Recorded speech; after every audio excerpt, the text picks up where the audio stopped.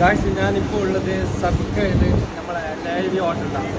ലൈലി hotel എന്ന് പറഞ്ഞാൽ 1985 ആ ടൈമിന് 90 കാലഘട്ടത്തിൽ ഞാൻ ഫുഡ് അടിച്ചുകൊണ്ടുണ്ടായ ഹോട്ടലാണ്.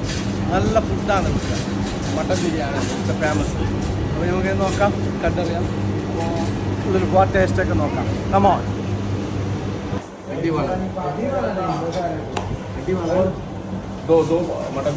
അടിവാള ബോൾ വേണം.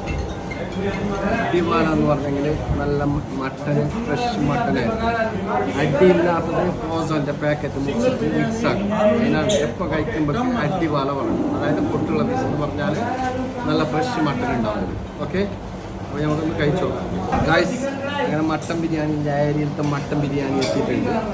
നല്ല അടിവാള ബിരിയാണി. പിന്നെ വേറൊരു കാര്യം എന്ന് പറഞ്ഞു ഗായ്സ്, ഇത് ആദ്യമൊക്കെ ഇവിടെ ഫ്രീ ആണ്. ഇപ്പോൾ 1 ഗ്രാംസ് കൊടുത്തു ഈ ചട്നിക്ക്, എക്സ്ട്രാ 1 ഗ്രാംസ്. അന്ന് 8 ഗ്രാംസ് അല്ലേ ഉണ്ടായ, ഇപ്പോൾ എത്രയാണ്? ഇപ്പോൾ 15 ഗ്രാംസിലേക്ക് എത്തിയാൽ.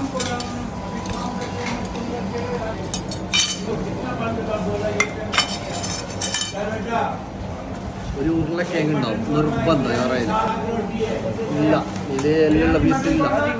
ഇതെല്ലാം മറ്റേ തന്നെ. ഇപ്പോൾ മറ്റേ തന്നെ ഫ്രോസൻ മിക്സാക്കിയാൽ എല്ലുള്ള പീസില്ല. ആ മുന്നെല്ലാം നല്ല എല്ലുള്ള പീസ് ഇട്ടിട്ട് തരുന്നുണ്ടായിരുന്നു. അതിനെ അവന് പറഞ്ഞത് എല്ലുള്ള പീസില്ലാത്ത ഇതാ ചിക്കൻ കടായി. ചിക്കൻ കടായി, ഇതിൻ്റെയൊക്കെ തന്തൂർ റൊട്ടി വരും.